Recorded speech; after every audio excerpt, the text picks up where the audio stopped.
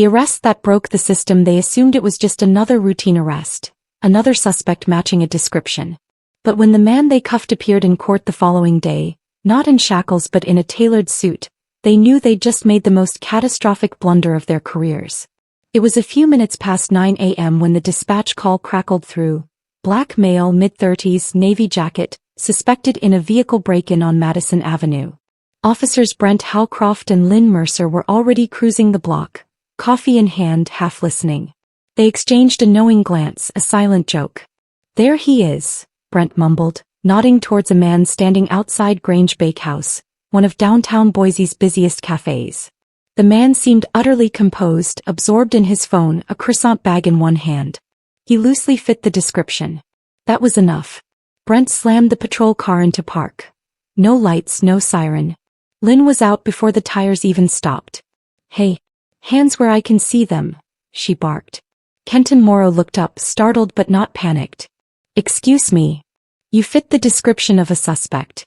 "Don't move," Brent added, stepping closer, hand near his holster. "I'm standing outside a bakery," Kenton replied, a puzzled frown on his face. "Waiting for my driver."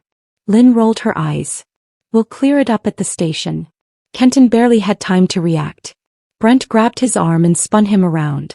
"You're resisting now," he yelled, loud enough for bystanders. A crowd gathered, phones emerging.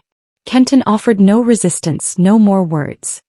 He simply looked down at the sidewalk as the cuffs clicked around his wrists. Lynn smirked. "Funny how they all get talkative until they see the cuffs. Probably another one with a fake LinkedIn page and some grand story about his credentials," Brent laughed. "They didn't read him his rights. They didn't ask for ID. They didn't check his phone or the shopping bag that clearly contained a receipt. They simply shoved him into the back of the patrol car, already cracking jokes about the report they'd have to file." Inside the cruiser, Kenton stared straight ahead, silent. "You got anything to say?" Brent quipped over his shoulder. Kenton's voice was remarkably calm. "I want my phone call." Brent made a face. "You'll get it after booking." But something in Kenton's measured, patient, almost indifferent tone etched a hairline fracture in their confidence. Not enough to stop them, just enough for Brent to check the rearview mirror. Kenton wasn't scared. He wasn't rattled. And he wasn't finished. The shift at the precinct booking was slow. The desk officer, Rob Tesh, blinked twice when he saw the man being escorted in. Guys, you sure about this one?" Brent waved him off. "Fits the call. Car break-in." He was loitering. "I was standing outside a bakery with a pastry bag and a phone," Kenton said quietly. Lynn cut in. "Are you questioning a field call, Tesh?" Rob frowned, hesitated, then took Kenton's information. He looked at the screen, then did a double take. "This address." "I'd like my call now," Kenton repeated gently, interrupting. Brent raised an eyebrow. "Who are you gonna call? Lawyer buddy?" "No," Kenton said. "The Attorney General's office." Brent roared with laughter. "Sure, tell him we said hi." They walked away, but Rob Tesh didn't laugh. He was still staring at the screen, and that's when everything began to unravel. What Brent and Lynn couldn't see coming was how profoundly out of their depth they already were. The holding cell was cold. Not freezing, but that steady chill that seeps into your bones when you're still cuffed. Kenton sat on the bench, not slumped, not rigid, just steady. He was dressed sharply, even in jeans and a jacket. Polished boots, clean lines. Everything about him projected control even now. Down the hall, Brent leaned against a vending machine, cracking open a soda like any other Tuesday. "Did you see the look on his face?" he said to Lynn. "Like he thought he was above it all." Lynn took a sip of her coffee. "That type always does. Shows up in the nice part of town, starts acting like rules don't apply. Same script. My favorite is when they start talking about lawsuits and badges like we haven't heard that one before," Brent chuckled. Neither of them noticed the internal affairs agent walking past the front desk, or Rob Tesh stepping away from his post into a back office, talking on a secured line. Back in the holding area, Kenton was finally granted his call. He didn't fumble for a number, didn't scroll his phone. He simply dialed. "This is Morrow," he said once the line picked up. "Boise PD. Madison Avenue incident. I'll need everything by this afternoon." He hung up. No anger, no fuss, just a clean, swift break. The call lasted under 30 seconds, but that was all it took. The revelation later that afternoon, the precinct's chief received a quiet, direct email from the state's Department of Civil Oversight. Subject: Flagged alert. Request for immediate release of detainee Kenton L. Morrow. Attached were credentials, links to a federal database profile, and a notification of an audit under Article 14 of the State Law Enforcement Integrity Act. It didn't come from a lawyer. It came from the Attorney General's liaison. Within 45 minutes, Kenton was out. When Brent saw him again, it was in the corridor. Not in cuffs, not behind a door, but walking calmly past them alongside two state officials in suits. Brent blinked as if the lighting had suddenly changed. "That's not possible," he muttered. Lynn narrowed her eyes. "What the hell is going on?" Rob Tesh watched from his desk, silent, typing something into a system they couldn't access. Kenton didn't glance back, didn't smirk. He simply left with the same measured walk he arrived with, and the silence he left behind was heavier than any siren. That night, Brent ranted to his brother about people with connections, calling it favoritism and reeking of politics. Lynn, sitting on her porch with a beer, told her girlfriend it was probably some city hall mix-up, and the guy would still get slapped with a record eventually. Nobody walks around that smooth without hiding something. But as the week progressed, whispers spread through the department. Kenton's name came up during briefing and two sergeants exchanged a look. One officer mentioned he used to work in Oakland, high up in some watchdog group. Even Captain Rolstad started acting different, short with his answers, more careful with his wording when Kenton's name surfaced. That got Brent nervous. If command was spooked, something real was in play. "We got body cam. We got the call log. We were following protocol." Lynn brushed it off. Brent nodded, but it felt forced. His stomach churned. Something about Kenton didn't add up, not in the way they expected. And the way he left, without drama, that wasn't how the guilty moved. Still, they went back to work like nothing had changed. But the truth was already moving faster than them. By the time they felt the floor shifting, Kenton was already standing on higher ground, observing everything. The courthouse showdown. The courthouse in downtown Boise wasn't grand or intimidating. Just concrete steps, glass doors, and the echo of shoes down wide hallways. Brent and Lynn walked in side by side, sharp in their pressed blues, polished badges gleaming, no smiles. This was routine. They'd done courtroom appearances countless times.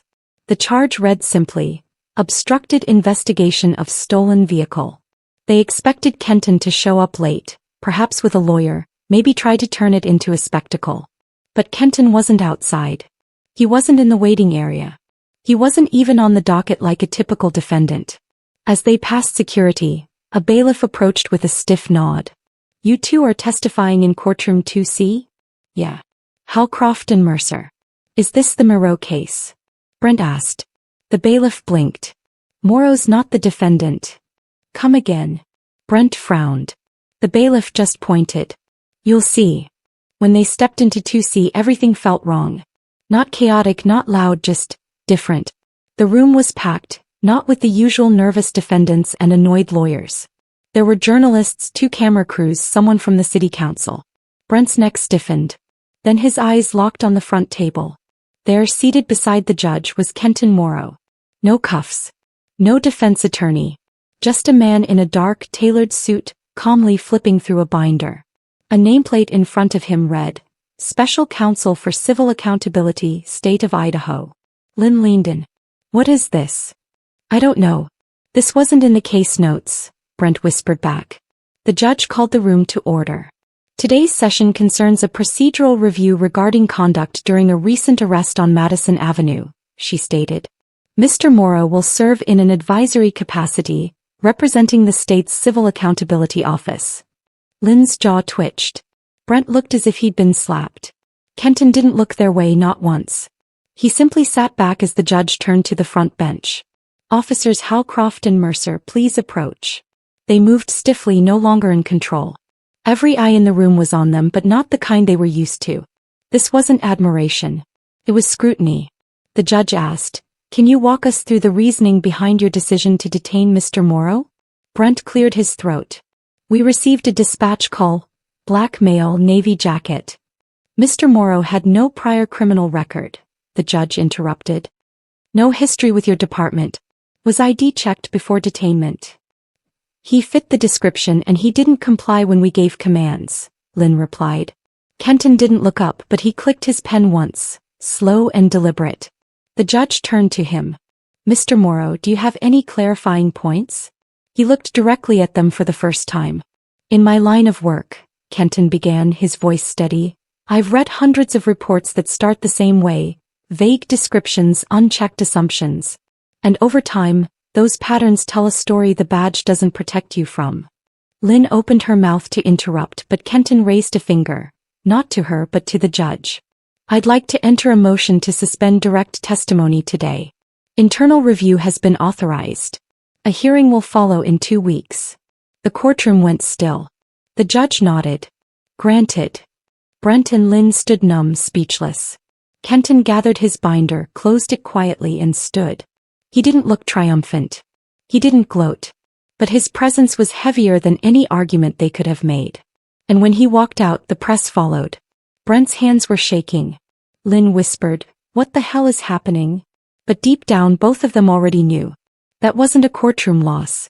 That was the opening move. And Kenton had just flipped the board. The architect of accountability before Boise, before the suit and the title, Kenton Morrow was just another kid trying to keep his head down in Bakersfield, California. His mother, Deirdre Morrow, worked night shifts at Mercy Hospital. His father, when he was around, painted houses and rarely left anything but cigarette smoke and silence. By 12, Kenton had already learned to navigate 2 worlds. One at school where he aced spelling bees and science fairs, and one outside, where he kept his eyes low when patrol cars rolled by. He wasn't loud. He wasn't flashy. But he watched everything. One day in 8th grade, a teacher accused him of stealing a calculator. No one else was questioned. His locker was searched. Nothing was found. He said nothing then, but he never forgot how easily adults accepted suspicion when it was pointed at him. It wasn't rage that fueled him, it was the pattern. At 17 he earned a scholarship to UC Davis. He majored in political science, writing essays that cut through the noise. He didn't yell, he simply laid out the facts, clean, sharp, precise. In a room full of opinions he made silence feel like a verdict. Law school followed, Stanford. He got in without connections, without favors, just grit and focus. While others chased corporate firms and paychecks, Kenton interned with a public accountability unit in Alameda County. He sat in hearings where officers described routine stops that ended with broken ribs and bruised wrists. He logged every word. He didn't wear anger like armor. He wore patience like a weapon. By 33, Kenton was leading reviews for the Western District's Office of Civil Conduct. Quietly, case by case, he built a reputation.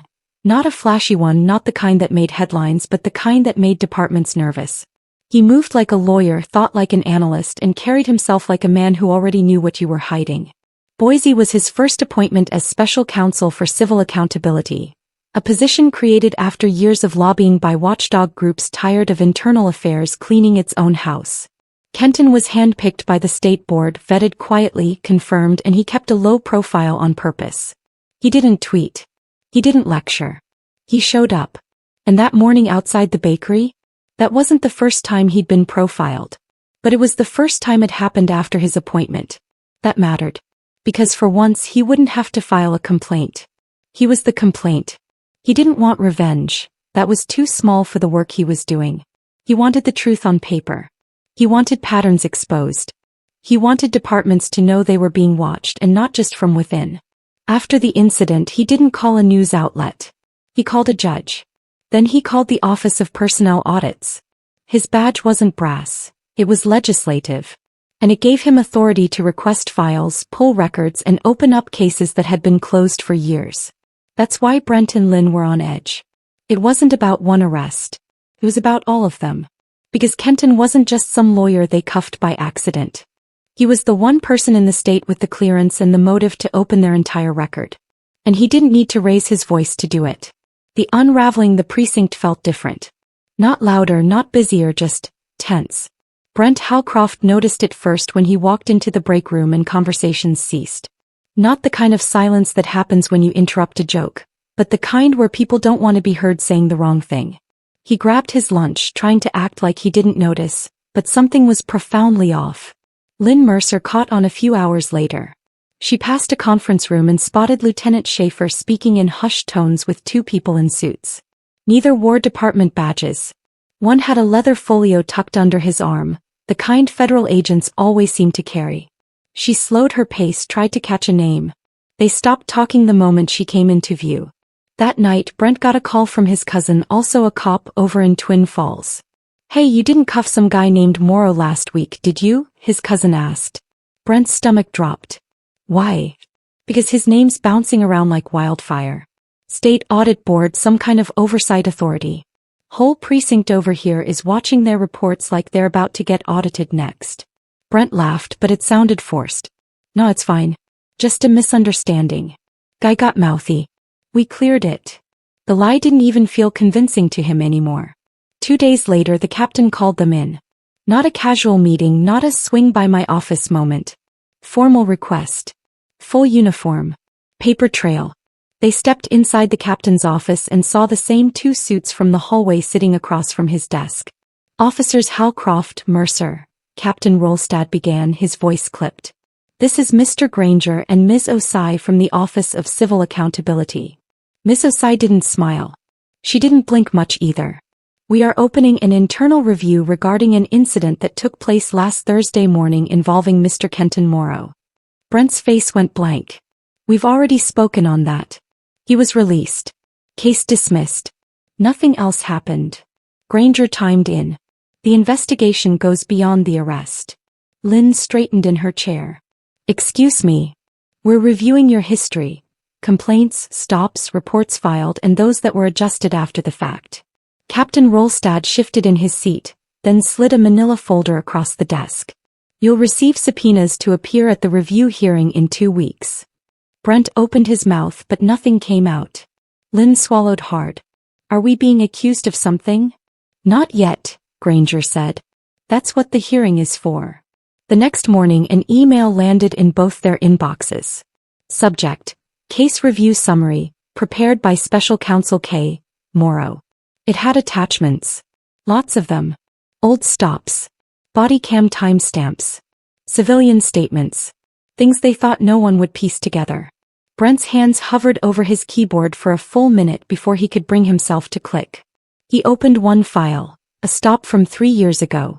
A man named Julian York, pulled for a broken taillight, detained for non-compliance. Charges dropped.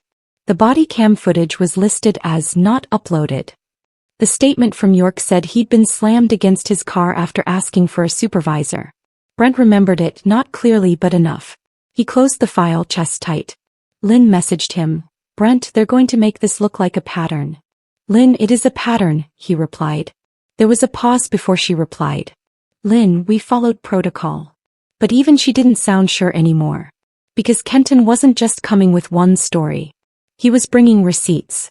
And Brent and Lynn were finally realizing this wasn't a cleanup. It was an autopsy. The reckoning, the review hearing wasn't held at the precinct or the courthouse. It took place in a neutral municipal building off Fairview Avenue, the kind of space used for zoning meetings and forgotten city business. But this day, every chair in that gray-walled conference room felt electric. Brent Halcroft adjusted his tie 3 times before walking in. Lynn Mercer sat in the hallway, flipping through a thin folder, though she hadn't read a single page in 20 minutes. They weren't alone. At least a dozen people sat around the table. Legal observers, a member of the city's ethics board, 2 from the state attorney's office. No uniforms. No familiar faces. No backup. At the head of the table sat Kenton Morrow. He didn't look angry, that would have been easier. He looked prepared. The chair next to him was filled by Ms. Osai, who opened the hearing with a flat voice. "This is a formal review under Article 14. Officers Halcroft and Mercer are present. Allegations concern abuse of discretionary authority and repeated misapplication of procedural stops." She turned to Kenton. "Special Counsel Morrow, you have the floor." Kenton didn't raise his voice, didn't lean in. He just opened his folder. "This won't be about accusations," he said. "It'll be about patterns." He placed a document on the table. Case 1, Julian York. Stopped for a broken taillight. Detained for over 45 minutes. No charges. Report lacks any body cam footage. Lynn cleared her throat. That was 3 years ago. Kenton didn't even look up. Case 2, Alan Rivers. Matched the description of a robbery suspect. Same precinct, same language used in the report. Also detained without probable cause. No charges. He slid another sheet forward. Case 3, same officers, same phrasing. Fit the description. Suspicious behavior. Non-compliant tone. Brent leaned forward. We respond to calls as they come in. We don't control the descriptions. But you control how long you hold someone, Kenton replied. You control whether you check IDs or ask questions before making assumptions. You control your tone, your language, and the number of times someone with no criminal record walks away with bruises and no apology. He pulled out a printed map marked with red pins. These are all the stops you two have conducted over the last 5 years. The pins weren't scattered. They formed clusters on specific streets in certain neighborhoods. Kenton continued. We compared your stop data to 3 other patrol teams. You average 42% more stops. 80% of those involve individuals from one demographic group. 90% result in no charges. Ms. Osai added quietly, that's not policing. That's profiling. Lynn's voice rose slightly. So what? We're on trial for doing our jobs? Responding to calls? Following protocol? You're not on trial, Kenton said, his voice still steady. You're in review. A review triggered because for once you stopped the wrong person. Not someone with less credibility. Not someone without recourse. Me. He paused, letting the words settle. I wasn't special that day. I didn't carry a badge. I was just a man outside a bakery. You decided that was enough. Brent exhaled through his nose. We had a dispatch. We didn't target you. You didn't have to, Kenton answered, because you've built a system where the targeting happens automatically. He looked around the room, then back at Brent and Lynn. You can't fix what you won't admit. No one spoke for a long time. The silence didn't feel victorious. It felt surgical. This wasn't revenge. It was exposure. And in that room, every skipped step, every rushed report, every rolled eye over a civilian complaint came back to the surface. Because when you make the same call over and over, it stops being a mistake. It becomes who you are. The verdict by the time the second day of the review began, Brent Halcroft was cracking. He came in looking older, eyes dull, jaw clenched, posture tighter than usual. He didn't speak much to Lynn. He barely even looked at her. She was calm, or at least pretending to be.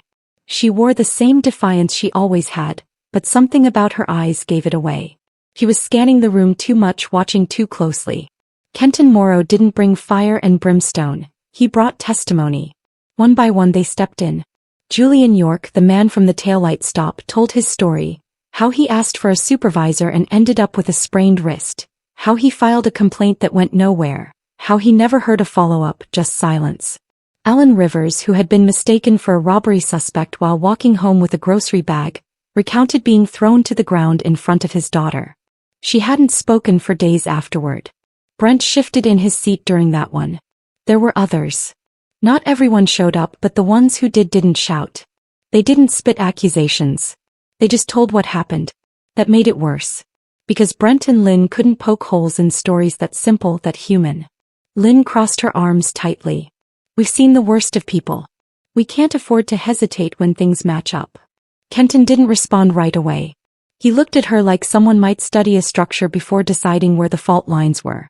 Maybe the problem is what you consider a match, he finally said. Brent's voice cracked a little.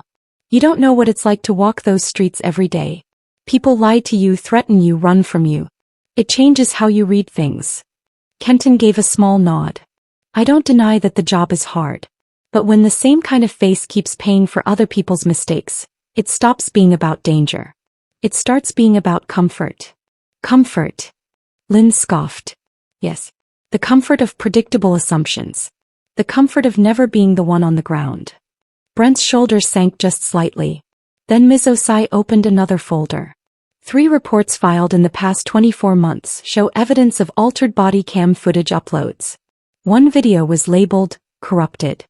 Another was never submitted at all. Brent looked up, slow and heavy. That's a tech issue. That's not on us. Kenton didn't even flinch. It wasn't on you the first time, or maybe even the second. But now we're on the fourth. For the first time, Lynn didn't have a response. The weight of their reports, footage, patterns, it was starting to press against them in ways they hadn't prepared for. They were always protected, always insulated. But that shield was full of cracks now. And Kenton wasn't swinging a hammer. He was just holding up a light. One of the panel members leaned forward, a former officer herself. Do either of you acknowledge that your methods may have caused harm? Lynn stared at her, then at the table, then slowly said, "We've always done what we were taught." That sentence hung in the air. Kenton spoke low then. "Maybe it's time we start teaching something else. Because once you admit the cracks, you can't pretend the wall still holds." The final day of the hearing didn't begin with fireworks. No gavel slam, no raised voices. Just the slow hum of shuffling papers and the quiet tension of people who knew the story was coming to a close, and not everyone would walk out the same. Brent and Lynn sat side by side, still in uniform, but their energy had changed.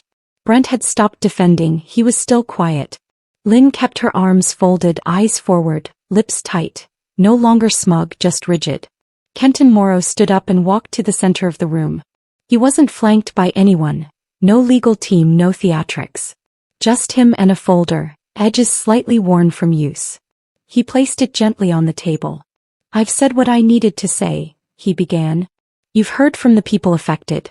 You've seen the numbers, the language in the reports, the footage we recovered. You've heard the same phrases repeat. Same methods, same faces being stopped, questioned, cuffed, and then quietly released." He glanced at Brent. "I don't believe either of you joined this department with bad intentions. But somewhere along the way you stopped checking yourselves. You stopped seeing people and started seeing profiles." The room stayed silent. "I'm not here to ruin your lives. That's not justice. I'm here because the system can't fix itself if it keeps protecting patterns that clearly don't work." He paused and looked toward the review board. "My recommendation," he said clearly, "is that Officers Howcroft and Mercer be removed from field duty indefinitely, pending further training, psychological review, and a complete departmental audit. I'm also requesting the cases flagged during this review be formally reopened." Brent looked down, didn't even flinch. He knew it was coming. Lynn whispered under her breath, "It was a job." Kenton turned to her. "No, it was a responsibility. And when you forget that, people get hurt." The board went into closed session. 35 minutes later they returned with their verdict. Brent Howcroft, suspended from active duty, stripped of his badge pending reassessment. Lynn Mercer, same. Neither one spoke when the decision was read aloud. Neither fought it. There was no dramatic exit, no slamming chairs. Just two officers who had believed for too long that their position protected them from accountability. Kenton gathered his things quietly. On his way out he passed Brent and paused. Brent looked up at him just for a second. "I didn't think it would end like this," Brent said. "It didn't have to," Kenton replied. "But that wasn't up to me." He walked away without another word. The aftermath that evening, Brent packed up his locker alone. Lynn never showed. Rumor was she'd taken personal leave. No one reached out. The same people who once toasted them at retirement parties and year-end banquets were suddenly busy or on call. The precinct was already starting to look over its shoulder. A new poster went up in the hallway near the squad room. "Civil Accountability Hotline. Confidential." A few rookies glanced at it longer than necessary. "And Kenton?" He flew to Coeur d'Alene the next morning. Another city. Another precinct. Another quiet review. That was the job. Not about headlines but about structure, truth, long-term repair. He didn't need applause. He just needed the wall to stop hiding the cracks. Because when no one is watching the watchers, the cycle never breaks. But now someone finally is. 2 months later, the city of Boise was still adjusting. The media had moved on for the most part. No major protests, no viral headlines. But something had shifted underneath the surface, and the people who paid attention could feel it. Kenton Morrow didn't stay, he was never meant to. His job was motion, city to city, case to case, never staying long enough to become part of the story. He wasn't looking for praise or a pedestal. He just wanted consequences to exist for everyone, not just the powerless. But the effect of what happened didn't vanish with him. The training manual at the Boise precinct got rewritten. Not dramatically, just enough to matter. Officers were now required to review real case footage, not staged examples of stops gone wrong. Kenton's case became one of them. Recruit orientation started asking a new question. Have you ever made a mistake and learned from it? Not to shame, but to see if a person could take accountability before they wore a badge. Brent Howcroft took a job in the city's vehicle impound department. Quiet. Unarmed. Behind a desk. He didn't talk about the hearing, didn't pretend he'd been wronged. Some said he was bitter. Others said he'd finally started listening. Lynn Mercer never returned. Word was she moved back to Wyoming, closer to her sister. She deactivated her social media. Declined all interviews. She didn't argue with the board's findings, but she didn't accept them either, not out loud. And the people who were stopped, cuffed, humiliated without reason? Some of them got apologies. Not all, but a few. Julian York received a handwritten letter from the mayor's office. Eileen Rivers got a follow-up call from the city attorney asking if he'd be open to mediation. Nothing flashy, no settlements splashed across the news, but quiet signs that something had, in fact, hit a nerve. That was the part most people missed. Justice doesn't always come with fireworks. Sometimes it just means someone finally listens. Someone in power gets asked to answer. And the next time, maybe someone hesitates before treating a man in a navy jacket like a suspect before a person. Because that day outside the bakery could have happened to anyone. But it happened to Kenton Morrow. A man who'd spent his entire life watching people get silenced. And when it was his turn, he didn't scream. He didn't threaten. He showed them the mirror. And for once they had to look. The lesson wasn't that Brent and Lynn were evil or even unusual. The lesson was how easy it is to stop seeing people as people, and how dangerous it becomes when that habit wears a badge. And maybe, just maybe, someone in that precinct, some young recruit with fresh boots and a clean badge, would remember that next time they got a call with a vague description. Maybe they'd pause. Ask a question. Check an ID before a wrist. Maybe that would be enough to change one life. Maybe more. Because change doesn't always shout. Sometimes it just walks out of a courtroom with a folder full of names and makes sure it doesn't happen again. If you believe stories like this deserve to be heard, if you believe truth should make us uncomfortable enough to grow, subscribe to this channel. Every story is a step toward understanding. Let's not look away when it matters.